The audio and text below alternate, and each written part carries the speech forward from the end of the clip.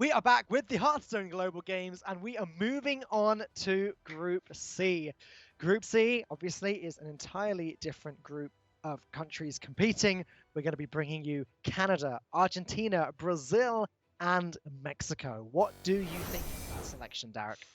It is a lot of what has traditionally been considered, I guess, the underdogs of the Americas region, because for so much of Hearthstone's history, the US of A has just been dominating the American region for the most part. But I think they are some very, very strong countries, which are definitely starting to come into their own a little bit more. We just very recently saw one of the players in these countries, in Eddie, for Team Canada, take down Masters Tour Bucharest in convincing and then at the end somewhat comedic fashion. And a lot of the other players as well. Don't remind me. Do not remind me of that. It never happened. It never happened. Our esteemed grandmasters, we have PNC and Nalgudan in Argentina. We have, had Race in Brazil, unfortunately. And then Empanizado in Mexico, one of our players promoted through to grandmasters in this year's system. It's an exciting time for all the countries in the Americas region. It is indeed. And now, as I mentioned earlier, let's take a look at the lineups. We have got some potentially long series coming up here. So Canada are running the Quest/OTK Druid, Mechathune Warrior, N'Zoth Priest, and Quest Shaman. Up against Argentina with the N'Zoth Priest, the Quest, and again, /OTK Druid, Token Shaman, and N'Zoth Rogue. So we have got some interesting stuff coming up. We do. Very, very different to the other brackets that we saw in the groups dominated by Asia Pacific and Europe. This one instead is, like you said, a lot slower for the most part, as we are going to be seeing right off the gate with good old Nalgadan on his Res Priest. This is going to be, I think, probably a fairly difficult matchup for them on the Priest, given that it is a somewhat slow deck that can suffer against the value that Quest Shaman can accrue over the period of the game, but it is not without its threats of its own. Indeed not. This is going to be a very slow start, though, which is actually fine for both of these players. Obviously, for Language Hacker, the game begins when that quest has been completed. If in the meantime he can add a few lackeys to the hand, then he won't be complaining. But I should imagine a pain is going to hit this very quickly.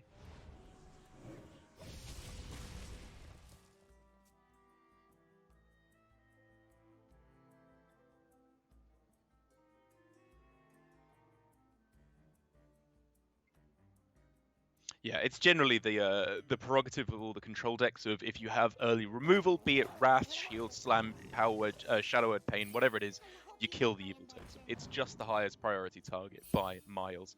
And so I think it's good for Nalgadan to just move forward until he can start to hit his power curve when he goes into turn 4 and 5 with the Bone Wraith and the convincing Infiltrators. Yep. The problem is, of course, that it's just a little bit passive, a little bit low on attack, which is really not what you want against Quest Shaman, when you kind of have to get killing them real quick. Yes, Quest Shaman, again, one of the decks that sort of just explodes in the late game. For those of you that don't know about the Priest, it is the version that has Hakar in it. So we're going to see a lot of Hakar over the next couple of days. We saw a lot of Hakar again in the finals of Master Tours Bucharest that you mentioned. Oh, yes. But Hakar is just another win condition against these decks. Firstly, that rely on the Highlander mechanics, and secondly, that rely on incredibly late fatigue strategies, because once your opponent draws one of those bloods, it becomes 2 bloods in the deck, and that shuts down Highlander decks for the rest of the game.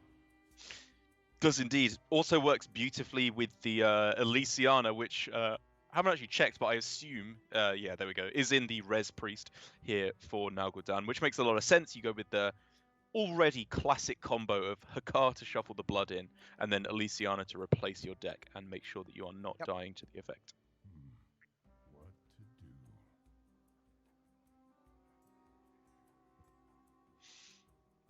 do? So I think here for Nalgadan, things are just going to be pretty straightforward for the most part here. The only interesting thing, I suppose, has been coin Bone Wraith on 3. It's like, quote-unquote, aggressive way to play the matchup, but definitely didn't have to happen. He could have taken things a bit slower and just go with the more expected curve of 4-5-5 on the next few turns. But outside of that, I think the prerogative here is really just on Language Hacker to try and shape the course of this game. How is he changing up his strategy? Does he throw his cards away fairly willy-nilly, just getting them on the board to get tempo? Or is he going to be a bit more greedy and try and get the best case scenario out of all of his cards? Very good question, and it's a difficult thing to have to balance throughout the game. Just getting that quest completed is so vital. Though up against the priest that doesn't really do anything until turn, what, 8, 9, 10? I guess there's no urgent hurry.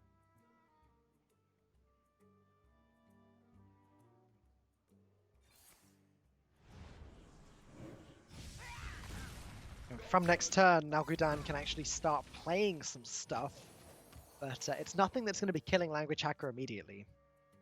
I did speak to Language Hacker briefly about his sort of plan coming into this with Eddie, and he just said to me that we went with anti-control and wanted to bring some decks that are hard to play against. Okay. That makes sense to me. I feel like that's kind of Eddie's specialty, really, as a player, is he is one of the most absolute staunch, steadfast control players you will ever meet in your life. He's up there, I think you could argue, even more so than Yala, who sometimes deviates over to the more tempo styles of play.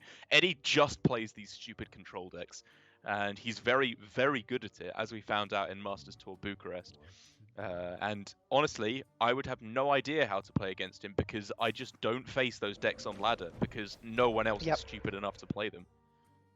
That's fair. So Canada's plan was anti-control and difficult to play against. Now Gudan said to me that their plan was they were expecting to face a control lineup from Canada and Brazil, so we decided to pick our decks based on that. Okay, so they should have hit the dream there. Hypothetically. Well, I mean, or they both ended up with anti-control. Oh, okay, yeah, because it wasn't just control, it was anti-control. I mean... Yeah. Yeah, I think if Canada was not expecting anti-control... If Canada was not expecting control so much, they might not have gone quite so all out on the anti-control plan. Mm-hmm. But having said that, they do have some pretty strong anti-control of their own. He also pointed out that now Gudan and PNC play together all the time. They trust each other's opinions when it comes to plays, and it makes for a very pleasant experience. They don't argue much. They tend to just agree on plays most of the time. Well, what do you know? That'll make things easier. Bit of a tough spot here for Language Hacker because he doesn't want to go for the Sludge Slurper until he's got the quest activated, I'm quite sure, because it's his last generating card, and you generally want to be a little bit more greedy with the value in matchups like this. But at the same time, Mind Control Tech may seem like a relatively useless card in the matchup. I think it could scale quite fantastically into the later stages of the game. So I do like to see the MCTs held onto here.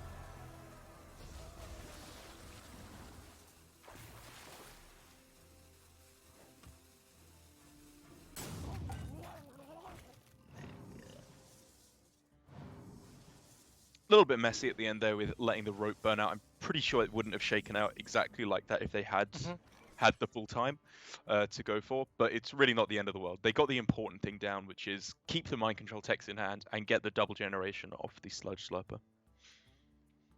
It's a big old board for Language Hacker, but now Gudan can pretty much deal with that with Light Bomb or Mass Hysteria whenever he wants to. True. Light Bomb doesn't deal with the totems, obviously, but I mean, that's not so bad. Ideally, you do want to kill the evil totem, though, I guess.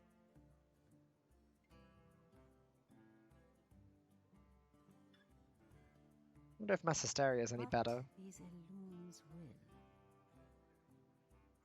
You'd think with all the experience with Battlegrounds over the last week, our Mass Hysteria calculators would be a little bit better by now. You'd think so, wouldn't you? I mean, my usual strategy in Battlegrounds has been to tab out when the actual fight happens and just don't really worry about that. I mean, you can't do anything, right? Like, just... No, true. Look at your true. look at your memes on Twitter. Bathe in the fake praise of likes on the internet, and then come back for your turn. You just come back and you're like, did I win? Oh, great. Okay. Oh, brilliant! Right, more fake internet points to make me feel even better. Right, rat off the top. Primo card to find here. Just any of the generators is what Language Hacker needs to be looking for, and that's exactly what he's got. That is not Ooh. premium though. That's quite awful. Yeah, well, there goes the second lackey this turn. Does that shot now go down in any way? No, it doesn't. Oof. That's fine. Gonna just mutate it out the way.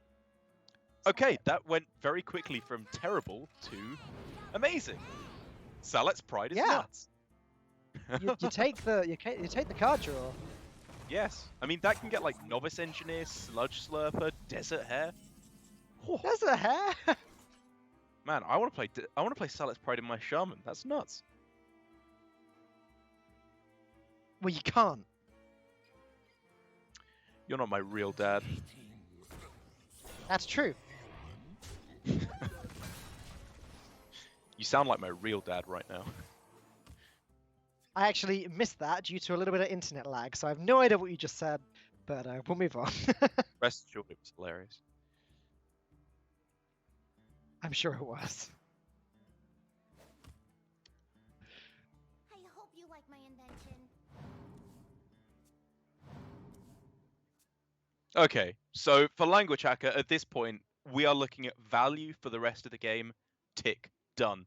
He's never going to run out of stuff to do for the rest of the game. With Shudderwock and the Witchwood Piper being found as well, this is just do whatever you want for the rest of the game in terms of value. He doesn't have to worry about running out of stuff. What he does have to worry about is what order to play that stuff in. How is the best way to play this matchup? Is it super aggressive and just ignore their board removal? Or is it hold back your stuff a little bit and try and bait out the removal, then go for the more powerful pushes after? I mean, you have what feels like an endless supply of stuff. I don't really mind playing into the removal and then just refilling afterwards, especially with Shudderwock now in the hand, ready to go. Yeah, I think I The agree double with you. MC tech. The double MC tech could be really strong as well at some point.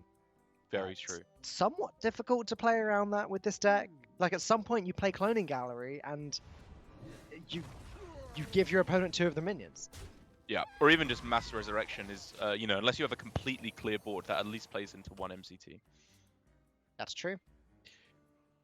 There's no Vargoth in this deck, so there's no double mass resurrection shenanigans that will play into MC tech.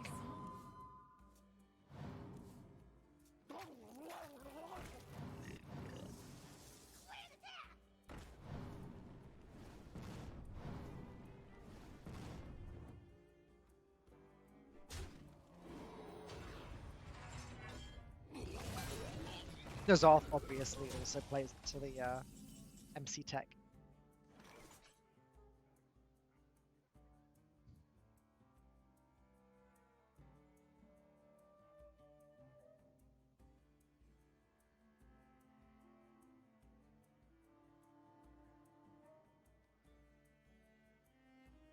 I wonder.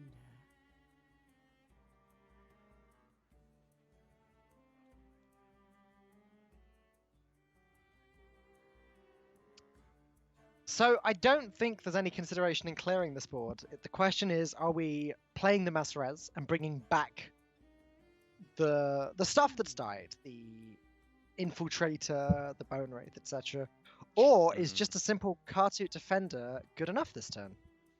It's a weird spot, and Language Hacker has very beautifully got himself into pretty much the perfect balance of damage. 8 damage on board. If your opponent doesn't do anything, fantastic. You smack them for 8 and get that little bit closer to lethal. And if they do anything, then you can just kill off their stuff very easily and keep the pressure coming. Yep. On the other side of things, though, with the Mass Resurrection, again, that is 3 minions on the board. Those MC techs are sitting dead in the hand, and Language Hacker has a pretty tough job to get past these. It's true. That is true. So I guess double trading into one of them first. Yeah, I'm on board with that. We could then even see like hero power hair evolve.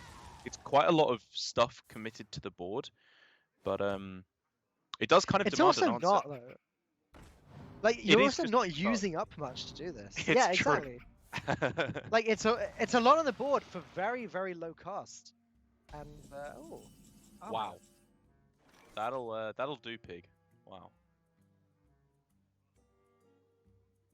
Even the Arcane Fletcher to draw the spells from his deck is nuts with these 1-drops in hand. Absolutely. Now Gudan almost has to Plague of Death this. It does work that way, right? It's play a 1-drop and draw a spell, not play a spell and draw a 1-drop. Yes, it is play a 1-drop and draw a spell. That's right. I always mess that up.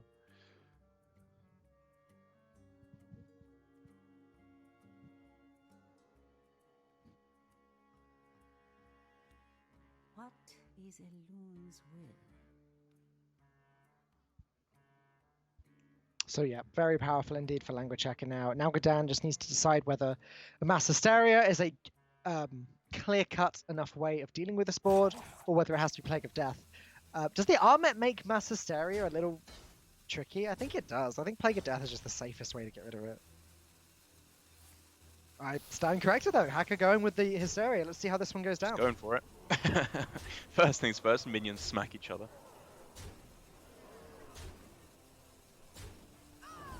Oh, that worked out very nicely actually.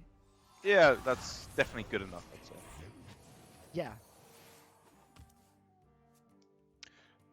But, of course, full permission now for Language Hacker to start ramping up the damage. If he can find a way to deal with this 2-1 Bone Wraith, say for with a Mogu Flesh Shaper, for example, then he has full permission to launch the rest directly to the dome. Absolutely.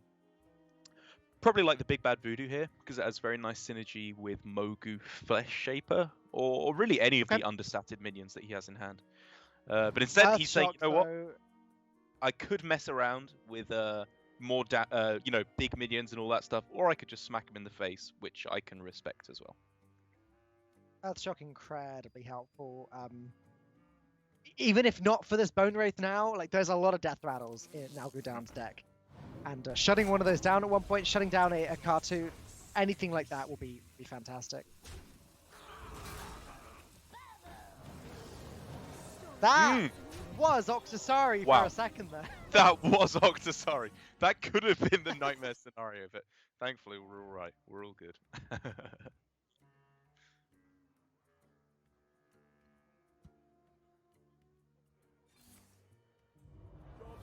There's Take it out.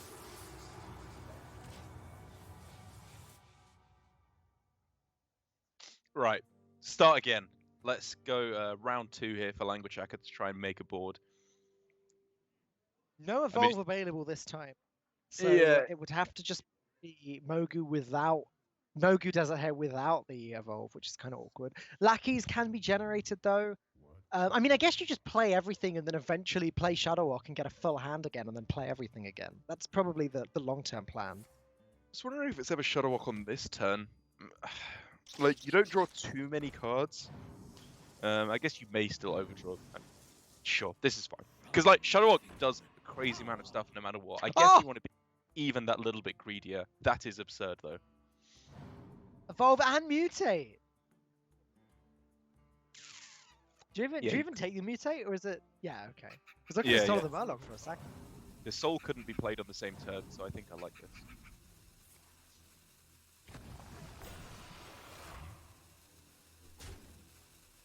That'll do as well. Okay.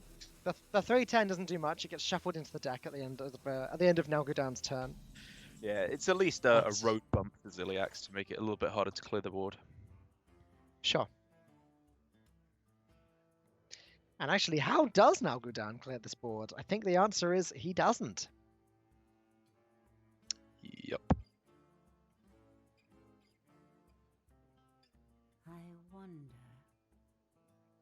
14 damage on board, Rockbiter weapon in hand. Along with Kobold Lackey. There's still an Earthshock in hand as well to deal with this cartoon. That's the thing. It's looking like Whether now- checkmate. Yeah. I'm thinking so. Whether Nalgadan knows it or not, he's just left in that position where he just has to play a minion, hope it survives, and we can see Hacker's got the win.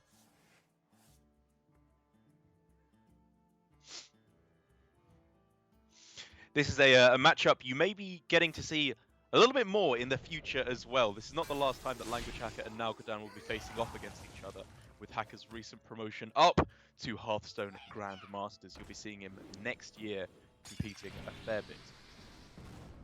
That's true. You got a lot of Grandmasters in this group, actually.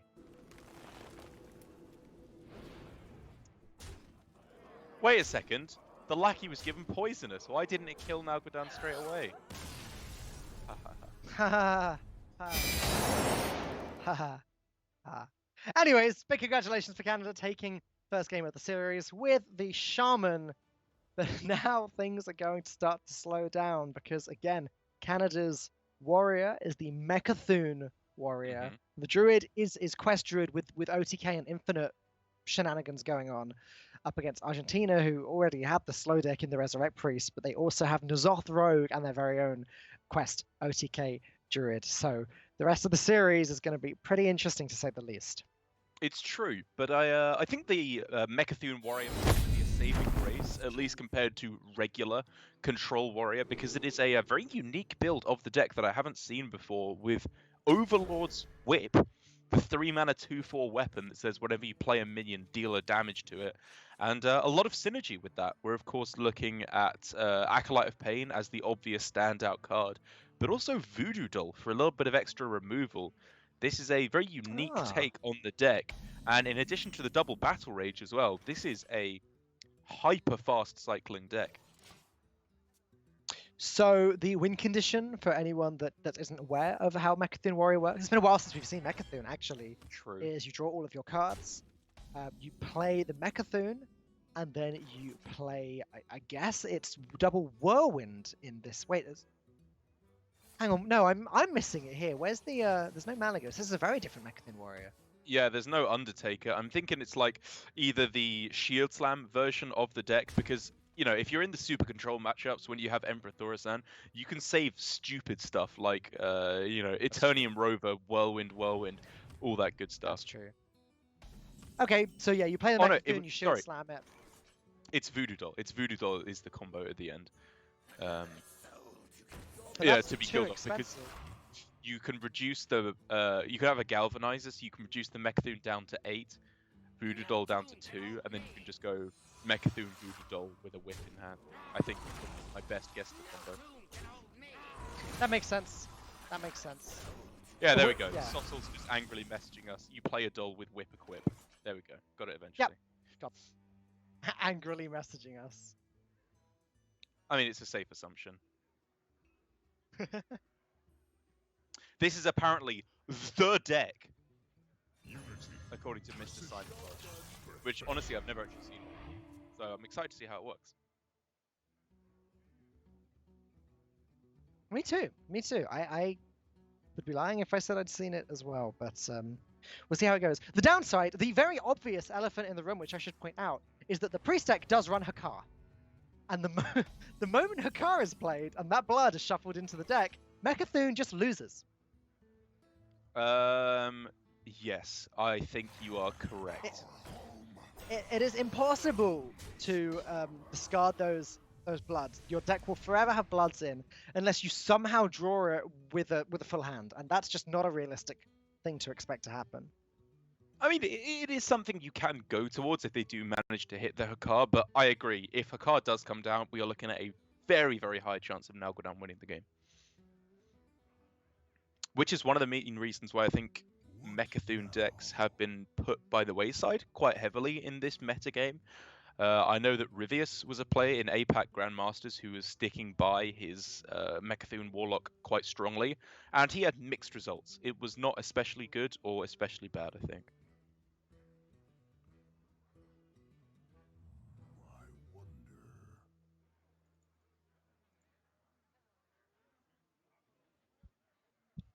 Let the pain speak to me.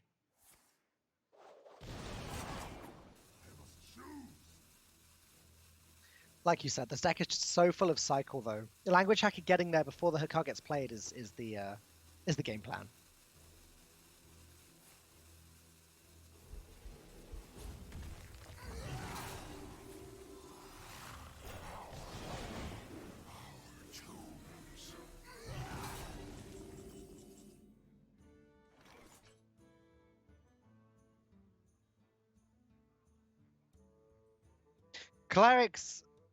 Zarek's cloning gallery though probably just gets that Hakar and gets it dead.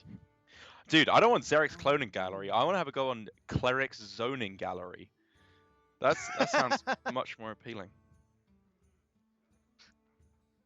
Is it I don't even know what that would Rothschild be. Cleric's gallery? Yeah, exactly. It teaches you how to deal damage from afar in fighting games. I'm sorry if I said that wrong, Subtle. I don't play those games, but that's what zoning is, right? No, you're right. That is what zoning is. Yeah. Perfect. What a hilarious esports-based humor.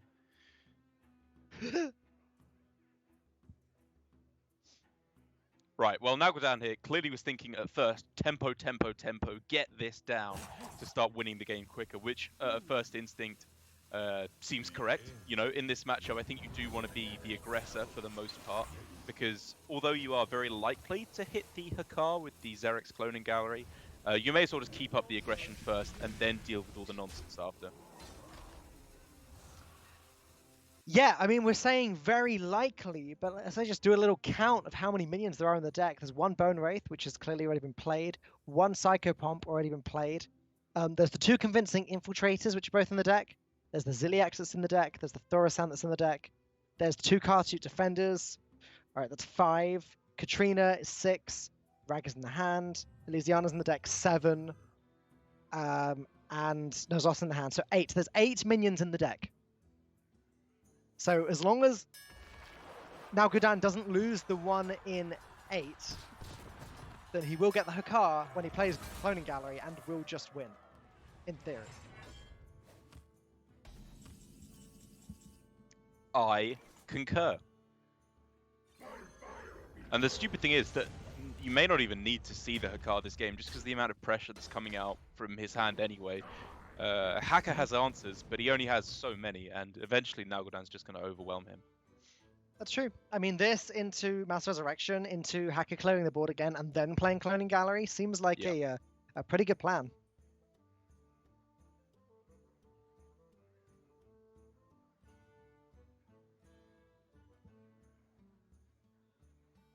What now? And this is just the problem with these kind of Mechathune decks. Much like Sottle's casting, they seem like a great idea in theory. Everything looks like it's going to work out great, and in the end, it just doesn't really work, and it's a bit boring. How about I read that out on stream? Huh?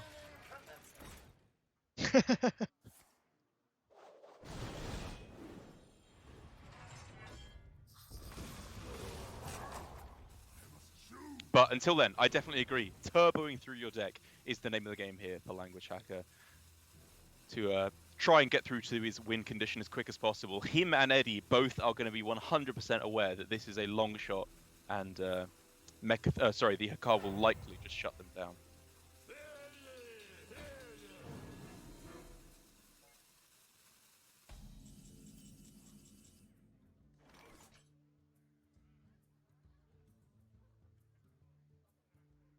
All right, yep, well, as we said a moment ago, Mass Res time, and Ragnaros is back. Language Hacker shakes his head.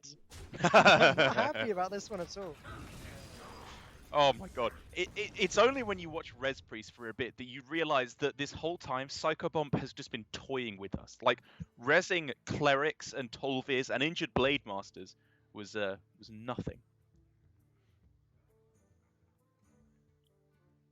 Side note, it's just occurred to me we have player cams. That's cool. Oh yeah! Yeah, right? It's just had the realization. Ah, that didn't occur to me either.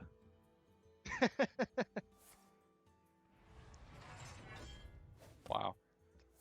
I couldn't see the wood for the trees, Daniel, I tell you.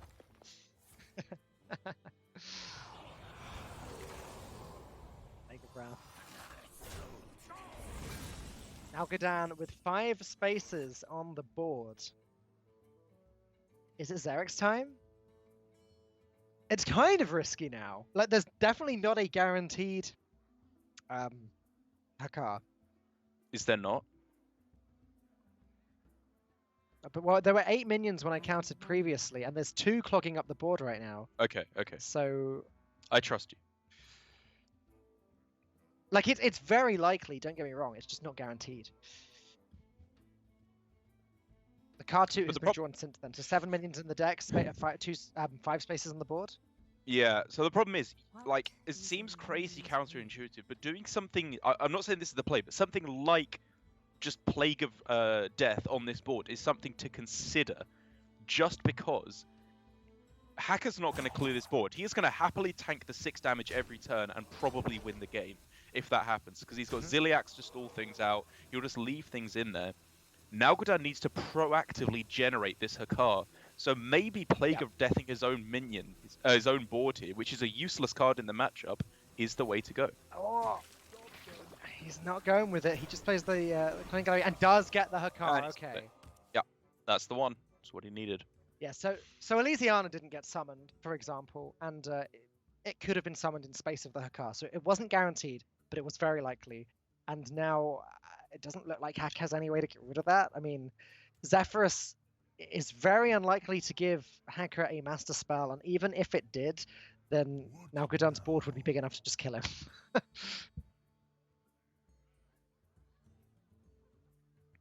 I guess Language Hacker's probably going to be thinking here, is there any way that we can win the game while leaving the Hakar alive for the entire time?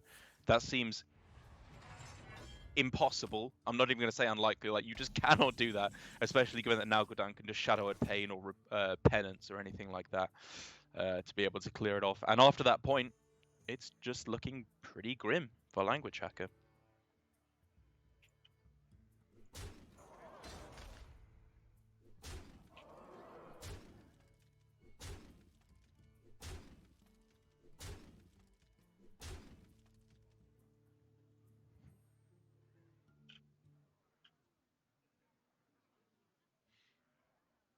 There we go. Just get it dead before anything else can go wrong. All you want to do is make sure that those bloods can be drawn as quick as possible. Yep. There you go. And you know what? Hacker concedes immediately, and of course you do. Your opponent's out-tempoing you, out-valuing you, out-everythinging you, unfortunately, for Language Hacker. So the score is now 1-1, with the Hakar Resurrect Priest getting that win. That leaves Canada with their OTK Druid versus Argentina's OTK Druid, and Canada with the Warrior up against Argentina with the N'Zoth Rogue. So some very exciting games coming up. It's Canada versus Argentina. It is the first initial match here in Group C, and the rest of the series is coming up after this short break.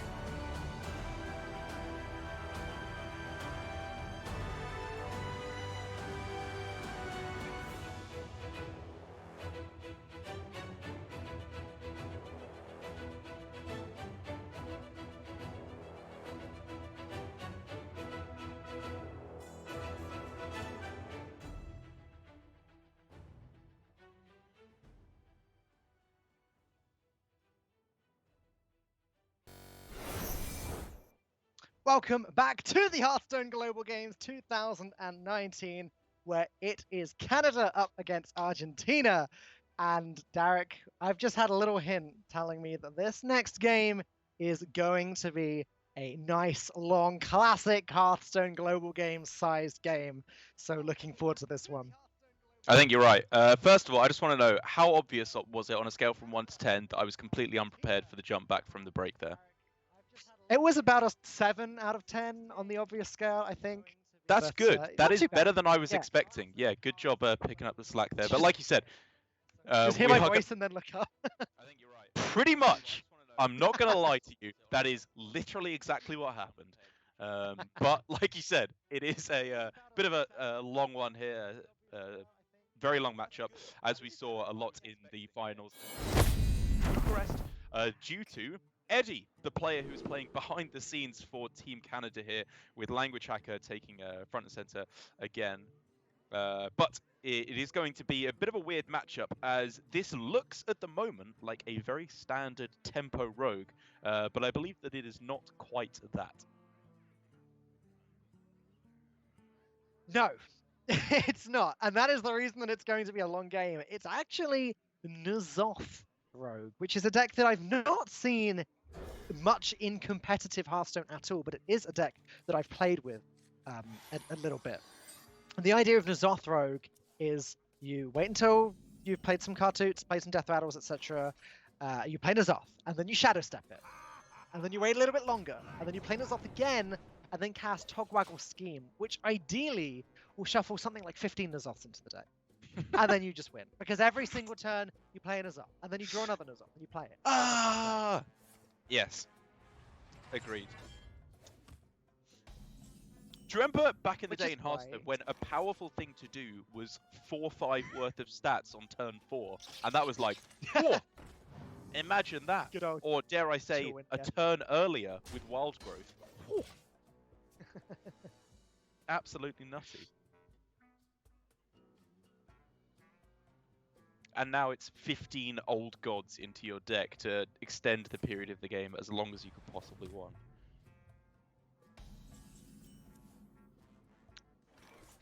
It's a magical time to be alive, I tell you. It is indeed. Yeah, I just remember when just a little bit of just shuffling one extra card into the deck was a big deal. Back with Magic. original Reno Mage. Yeah. Right, exactly. Or with yeah, like you say, you know, shuffling one extra card into your deck, or you know, in the Odd Warrior decks where you had the can't even remember the name of it, the little dinosaur guy that shuffled it, Direhorn Matriarch. Direhorn Yes. Patriarch, Oh yeah, yeah. that would shuffle it Right. into your deck, and then if you were really crazy, cube it to get 2 more Death Rattles into your deck. That was crazy. But now, of course, it's 15 N'Zoths, because why not? I mean, Elysiana's a neutral minion, Derek. Everyone can shuffle 5 extra cards. That's nothing. Yeah, exactly.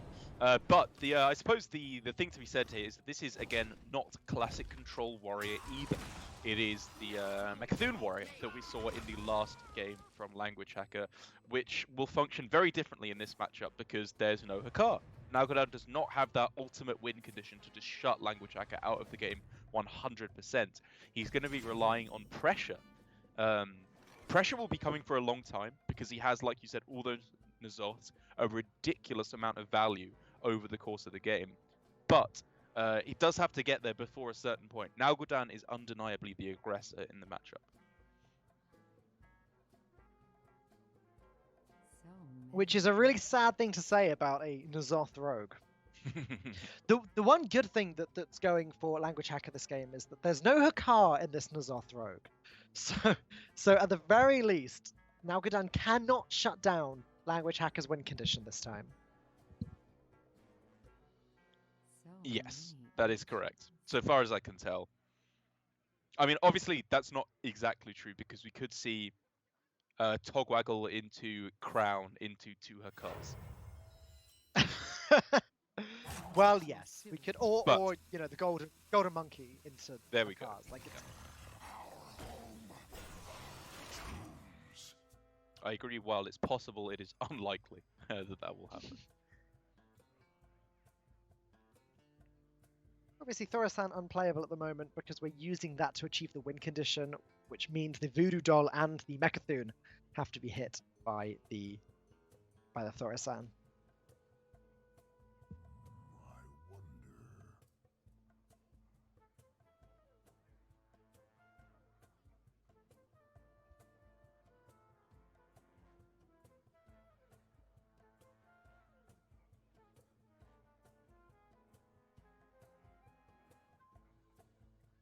What now?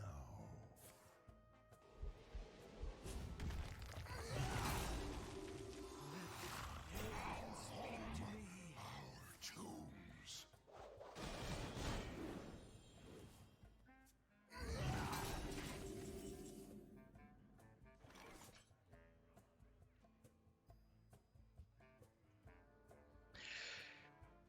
I'm looking at Security Rover and I'm just thinking about Battlegrounds again, Derek.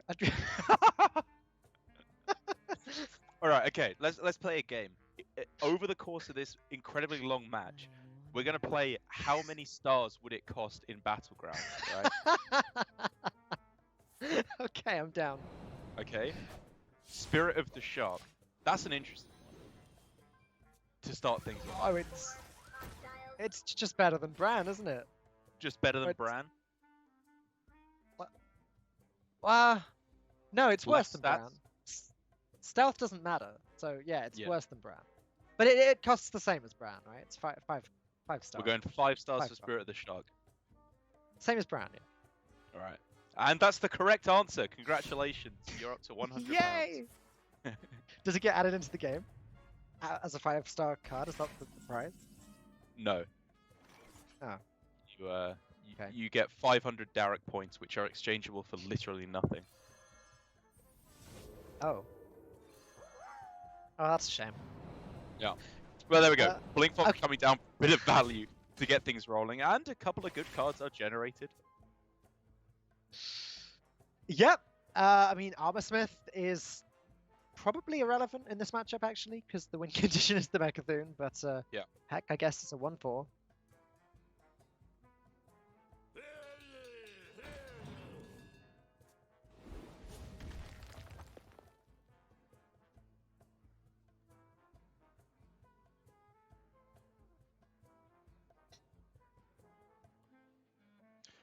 I suppose the biggest problem, I suppose you could call it at the moment for Language Hacker, is the fact that he is not damaged himself, so these battle rages are a little bit slow in terms of the amount of cards he's actually drawing off them.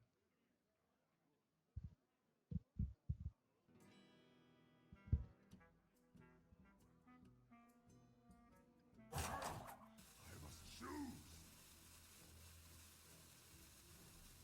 Your wish is my suggestion.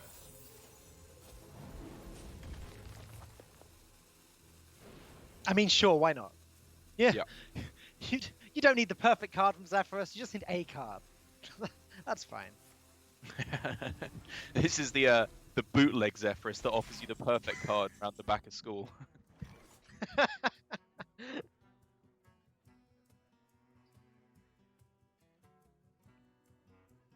Now go down though, as you said a little bit earlier on, is definitely very much the aggressor this game, and proving that right now with the board dominance. That's right. He's going to try and be aggroing Language Hacker down before Language Hacker gets to that win condition, but he's got a lot of work to do yet, as still 40 health remaining for Hacker. The real problem now for Nalgadan is really just cards in hand, because he obviously wants to go Ethereal Lackey plus Togwaggle on this turn, so any 1 or 0 mana spells he can generate would be fantastic here. As he is now up to, what is that, 10 cards in hand? Or is that 9? That's 9. Okay, so he gets 8, overdraws 1 card, but gets the 2 generations here, which is the important part. Choose soon. Or what's he going to choose? It's got to be Wondrous Wand, right? You just want to draw through your deck.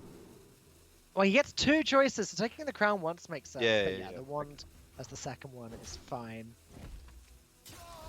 I think I like that because, like you said, with Togwaggle's scheme on probably N'Zoth, but in reality anything, the fatigue is just not a consideration for him. Drawing is just good.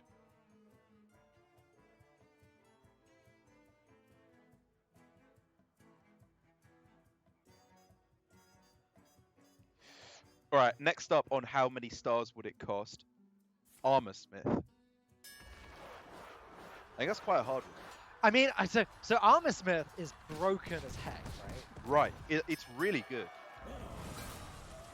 Because you end up gaining at least 2 health every round in the form Right. of armor.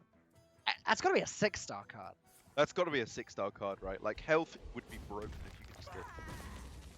Yeah. Yeah, I think you're right. It'd probably be like a 7-star, actually, or something like... Alright, correct answer. Armor Smith, 7 stars. What about Hogger? I feel like that's a card that could actually be in the game, right? Yeah, I think so as well. Probably pretty bad. Like, it just fills up your board with bad cards. Yeah, but when you get 3 of them, they combine into a golden card. Oh, Golden Honker. It still fills up your hand with bad cards, with your board with bad cards. I'm saying like 3 stars for Hogger, Yeah, I was thinking 3 as well. So it's a lot of correct stats. answer. but bad late game.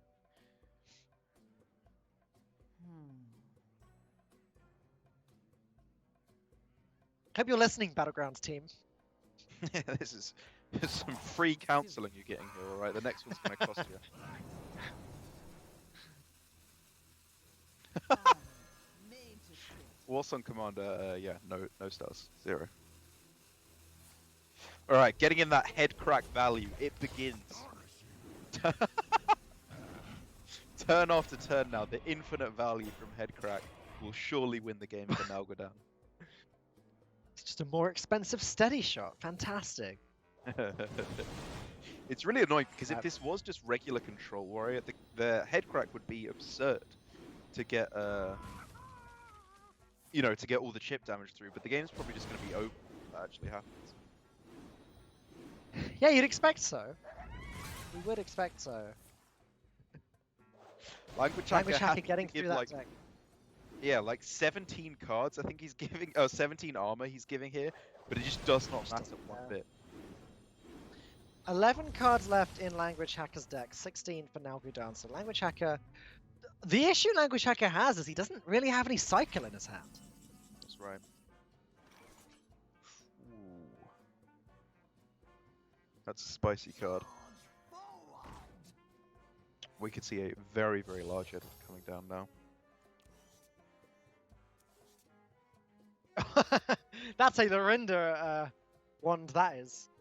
With the Shadow Step and the Vendetta. Yeah. Look at all the 0 mana cards! Pogu. Right, so this is... because he played the wand, he can't go for... like the play I was looking at was just not play the wand this turn and go like head crack plus assembly plus Edwin would have been a decent way to ramp up the damage. But I guess maybe saving Edwin for something a bit more spectacular, which is fair enough. What about Edwin? What In about Battlegrounds? it?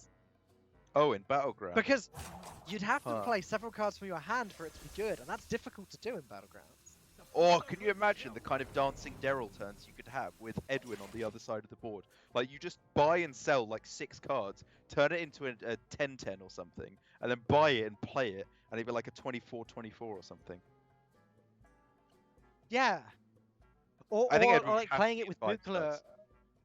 Or playing it with Mukla with bananas would be good too. Yeah, you're right.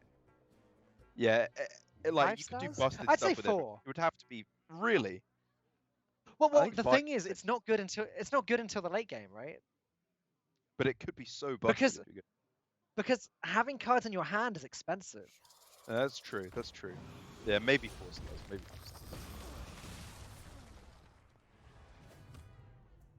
Oh, imagine with all the coins though. Would that turn like the coin woman? Oh, that's I don't- true. into like The Lich S-tier? Bazool. Yes. Yeah. And Gallywix. Oh, nutty. Right now though, for Nalgodan, it's still just the same old game here of just play out your cards, nice and quick.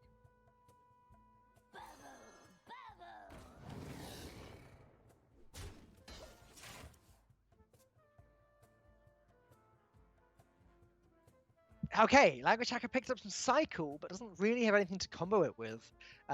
Hasn't damaged his own face yet, so the best bet is just Mummy and then Battle Rage, and that doesn't seem good enough.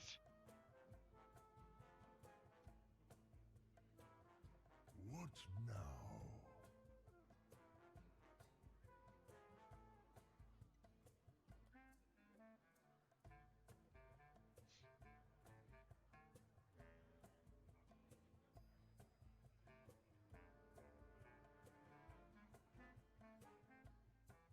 What now?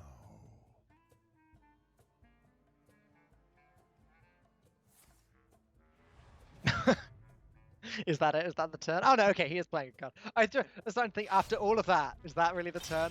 Just I armor mean, up pass. He just he did literally nothing else. He just played a weapon that overwrote the same amount of stats on the weapon. Oh my god.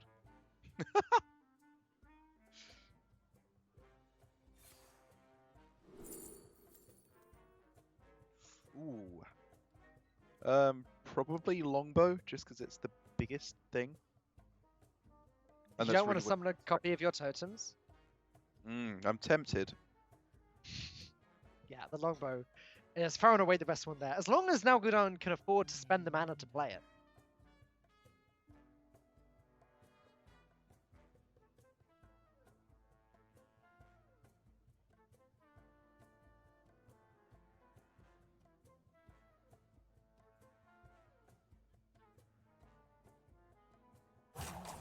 Yeah.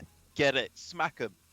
Like, Nalgudon can't just rely on value. Like, slowness off value is not a good win condition here, because it doesn't win in time. Damage to the face is the win condition. Nalgudon realizes that.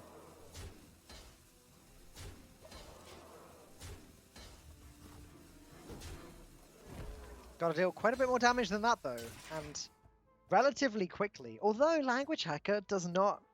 Ah, never mind. He does. He now has a way of clearing the board with the Plague of Wrath and the Whirlwind. Whirlwind. Could even swing the weapon in, actually, to finish off the Kartut. May as well, right? He's clearly not that attached to the weapon charges. He just needs one for the combo with Mechathune later on.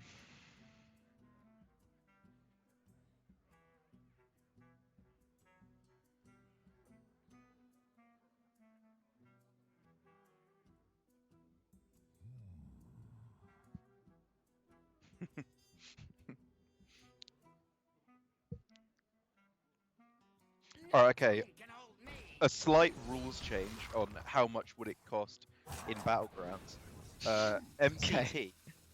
But you obviously have to change the text, so it says, at the start of the next battle, do MCT's effect. What about that? Because that could be busted. Now, it's funny, still- because I was actually thinking of asking you exactly the same question. Right. And it's got to be at least a 6 cost, right? I'm thinking like, well, I guess it depends. Is it permanently or just for the fight? Oh, I would imagine just for the fight. Yeah, because anything Okay. that happens within the fight is temporary, isn't it? Yeah, okay. So you steal a minion of theirs randomly for the fight. That does mean that you have to have 6 spaces instead of 7, which is a bit of a downside. But Well, yeah, but you always get the 7th. right, exactly. Yeah, I guess so. Yeah, Oh, it's but the probably Monkey a Tech 6 itself is cost. just a 3/3. That's true. So it's you're a all bit of a wasting down- another space with just a 3. Hmm. I still think it's 6. Okay, fair enough. Yeah, I guess What if does you the just gold steal... version do? Does it steal 2 minions? I wonder. No, it lets you choose. That's even worse. Oh, what if the counter to it though is just have 3 minions in the late game? Imagine that. Hard countered. What 3 minions are carrying you through the late game? I don't know. Amalgam. I don't really. You play it more than me. Where's Soda when you need him? Always hanging over your shoulder. Yeah, that's true. He's never there when you want him, but whenever you say something wrong while casting, he finds a way. He's like Nanny McPhee. When you want him but don't need him, he will go. Nanny McWelch coming to a theatre Chat, near you. but It's like Twitch chat, but actually correct. Yeah. Sorry, Twitch chat. Brutal. Let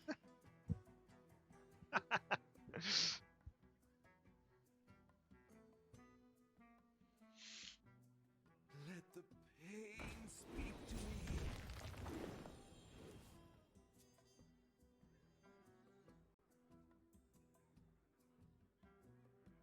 Only 4 cards remaining now for Language Hacker. We are getting potentially to that win condition. Hackathon still hasn't been drawn yet, though. Thorosan still needs to be played. The rest of the hand needs to be empty. Starting to get very close. The combo, it's close to being playable, but just because Language Hacker's drawn all the cards in his deck doesn't mean the combo is active. He still has to get rid of every other card in his hand, which is easier said than done. Yeah, actually, can't Nalgudan just leave that 1/1 Walking alive? Oh, it means he can't have any minions on the board himself, though. Yeah.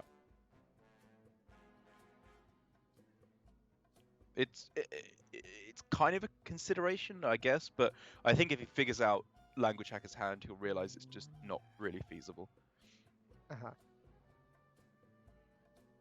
because of the Like play. the Ziliax and the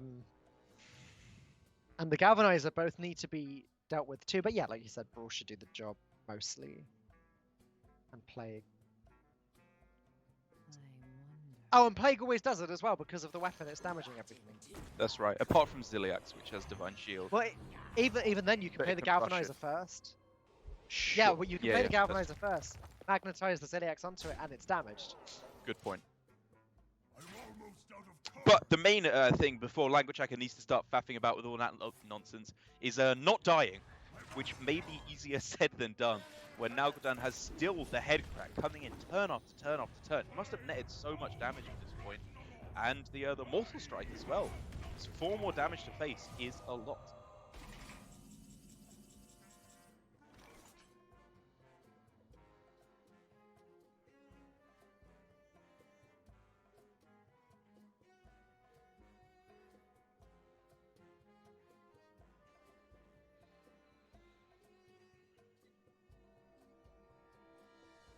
So what do we got now? 5 damage with the Mortal Strike because of the Thalness, PogChamp. Which means 13 plus the head crack is 16 damage. So surprisingly close to lethal here, actually. They are getting there. And apart from Still with the Eternium Rover... Oh no, Eternium Rover and Ziliax, actually. Hacker has a few ways of healing back up. True, true. Second Oh, Rover, this is I mean, smart. is the one at the hand. Sapping the sapping? Thorsan, it has to just be played again. The mana has to be spent on it for the game to be won by Language Hacker. And now every single turn that Language Hacker isn't winning the game, that's more fatigue that he's taking. That's right. This is getting close. It's getting very close.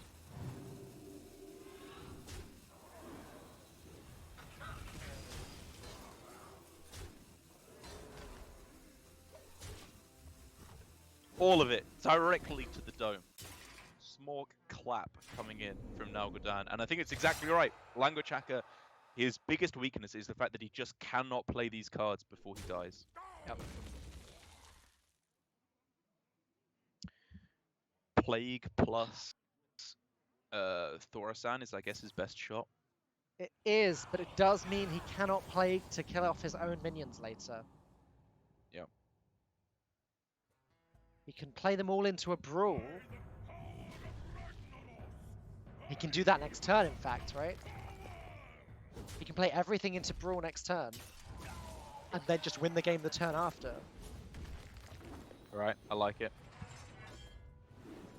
2 armor gained, I believe not dead quite yet because it's 6-7 damage plus 2 from the fatigue, so 9 is able to be done on this turn, I believe. Okay. But maybe he can get there with the Novice Engineer.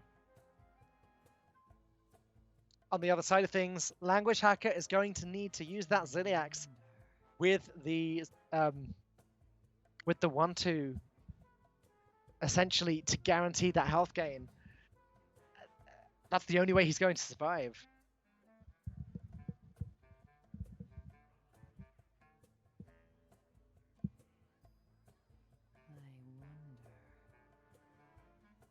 I wonder.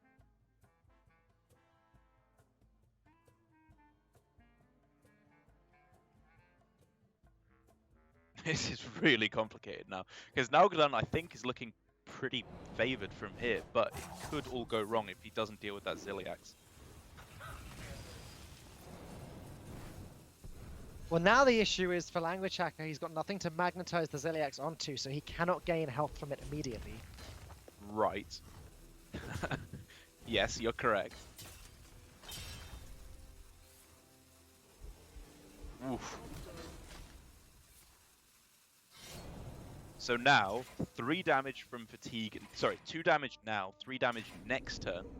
Language Hacker needs to find a way to gain more health, or taunt up, or he will lose. If he just plays Ziliax and presses hero power, he will survive. Just. Because the dagger won't be able to go face. Right. Wow. That's his only option to survive. Of course, Which I mean, means he he's could not go for playing the something Thorasan like- again. We could go Galvanizer, Ziliax, Thorasan hero power, I believe. Oh, of is course, exactly yeah. 10 mana. The problem with that is that the Brawl isn't being played, but then can Brawl be played next turn to just win the game? Yeah, right. Mechathune, Voodoo Doll, Brawl. You are correct. Although the Mechathune would have to survive, and also the Voodoo Doll dies immediately, so it doesn't work. Does that not work? No, because the Voodoo Doll just dies, so you can't then Brawl with just Mechathune. Oh, Brawl, yeah, and you're then right. You're right. Yeah. it doesn't quite work out. There's got to be some way he could Brawl first, I guess, and then play the other 2 cards. Unless he attacks this turn with the weapon and then attacks next turn again to get rid of the weapon over 2 turns. He should definitely attack him, right, just to give him the option.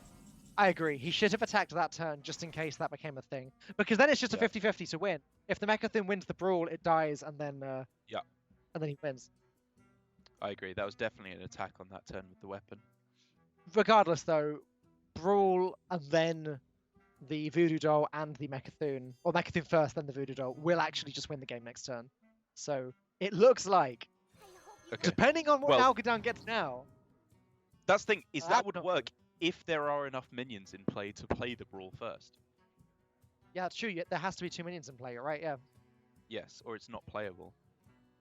So if Nalgadan can clear here instead, then he will be able to win anywhere, I think, just in fatigue. I hope you like my invention. Just needs 1 damage, right? Just trying to find it. I hope you like my invention. Almost out of cards. Oh! No, but he can't play the head. He can't play the head crack with this. He could get double Kobold Lackey. It's possible. He doesn't even get 1.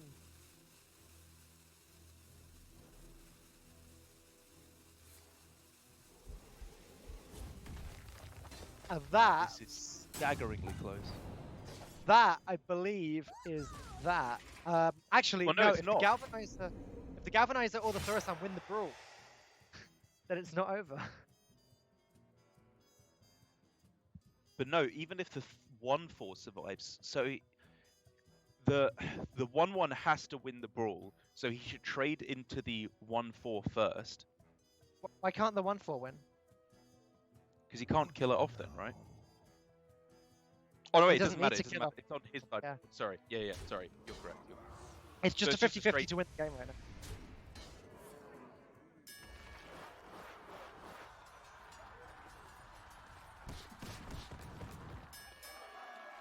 Thorasan won.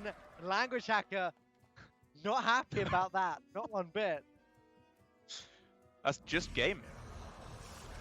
That is the saddest I've ever seen a player be, to lose a Brawl. Or to win a Brawl. And To win a therefore Brawl, lose yeah. the Brawl.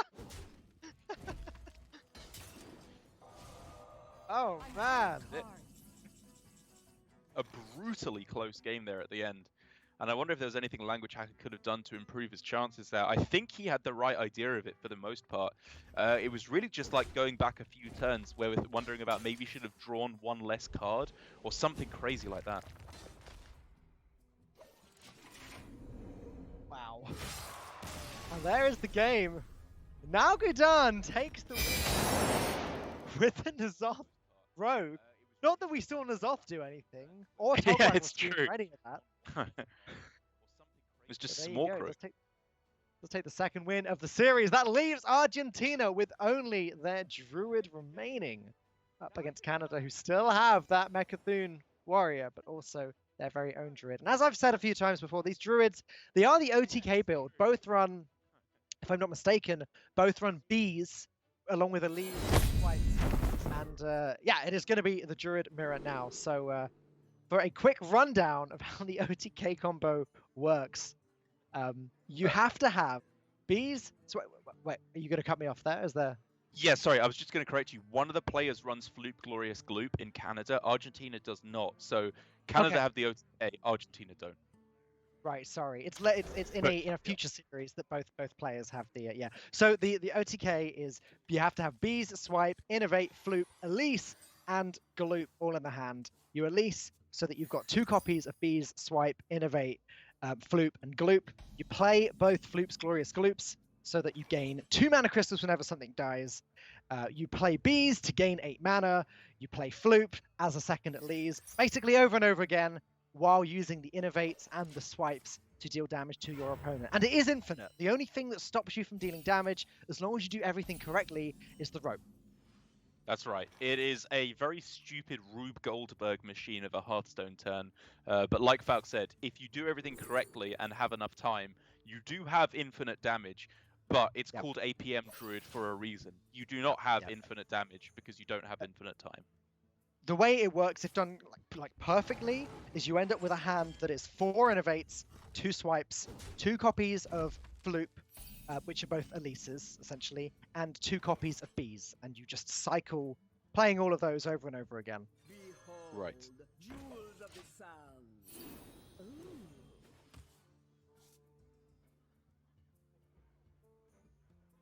But Language Hacker Canada also runs the Baleful Banker, which is a different infinite combo, where you can just infinitely play Banker and Elise, and then Banker and Elise again, and just keep doing that.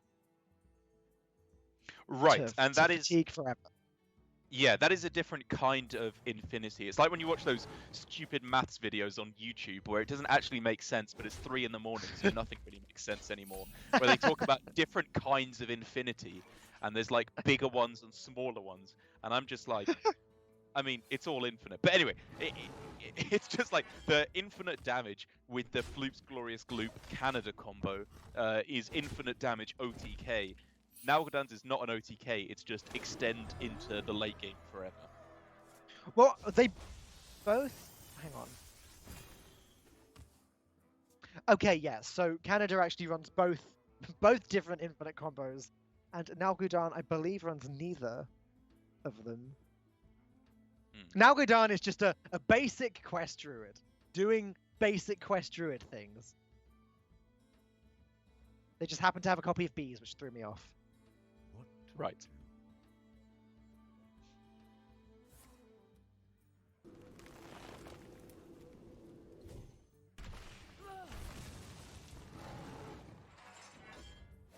Well, yeah, I mean, neither of these druid decks are the pure OTK druid version. It's just Canada's one has the ability to go for an OTK if they set it up perfectly.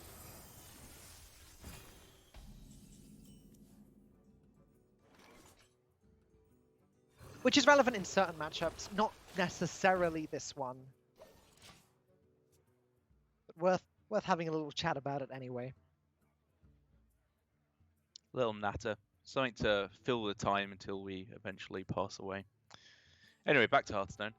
The play here for Language Hacker appears to just be dominate the board for the most part until you are able to find that all-important nourish, which both players are, of course, missing at the moment.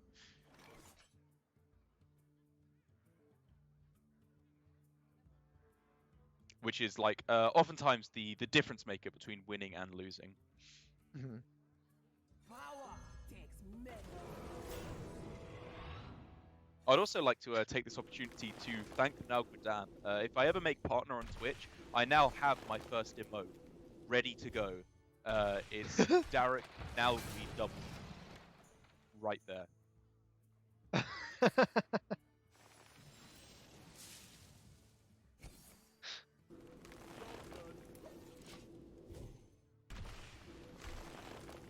I'm always somehow surprised about how much damage a Wrath does when Loti's on the board. It feels like too much. Every time I see it, it always feels like it's too much damage. What are you talking about? 2 mana deal 6 damage, draw a card. Sounds unfair. Yeah, I think Don't forget, Shiv you and have to- Slam have a thing or two to say about that. Yeah, you have to complete a quest of not doing anything for a while.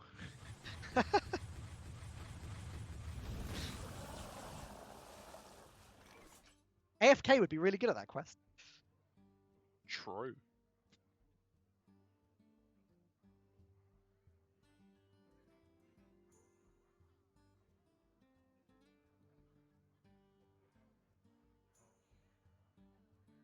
What? So it's really just slowing down now for both of these players, with neither of them having found, I think it's fair to say, any of their power cards, because the power cards are either draw, primarily in the form of Nourish, to cycle through their deck and ramp up their mana, or just the powerhouse options, you know, the big bombs in the deck, like King Feoris, if either of them are running them. Argentina is, or Cenarius for a bit of extra oomph. It seems to me that for the most part, the emphasis, or the onus, sorry, I should say, is on Canada to draw more heavily, because they've gutted the threats in their deck a little bit with no King Feoris in favor of that Floop's Glorious Gloop. So they have much stronger supreme late game right at the end of the game, but until they hit that point, they have less mid game to throw down. So I would definitely put Nalgudan at a bit of an advantage in this matchup. Yep, that seems to make a lot of sense. I mean, and even just looking at the board sort of confirms that, doesn't it? There's 3 powerful minions on the board, and really not all that much that Language Hacker can do about it right now. Playing a rather desperate Nourish, actually. Yeah.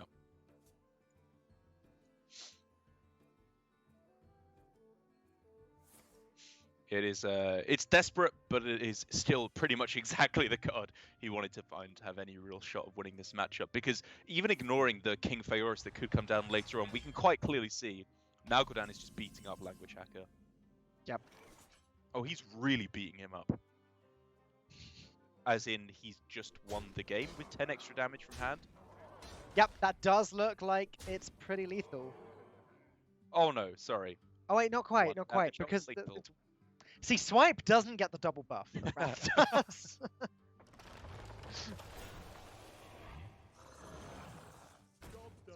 The caster special. We can't see lethal when it is, and we call lethal when it isn't. Right, Zephyrus, unactive, cannot find an answer. Starfall No. does not enough stuff to the board to win the game here. Even with Defender Loti- behind it, yeah.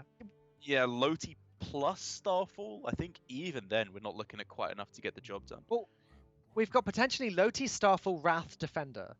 That's all Okay. playable together. So let's see. You can deal with the 6/6. Wrath can deal with the 4/6. Power. No, nothing else dies. Right, let's start with this, see if anything else comes along the way.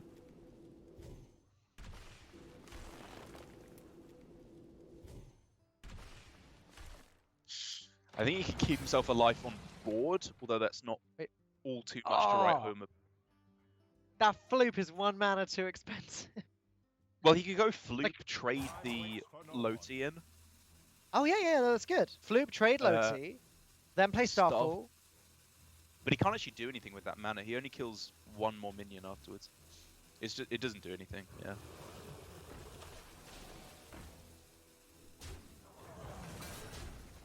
Alive on board is Language Hacker, but as we can clearly see, that ain't enough to get the job done against Nalgudan. Just look at that face. He ain't slowing down at all, and just storms through to a win. What is he Well, staring at? Language- Twitch chat asks. I'll tell you what he's staring at. The W.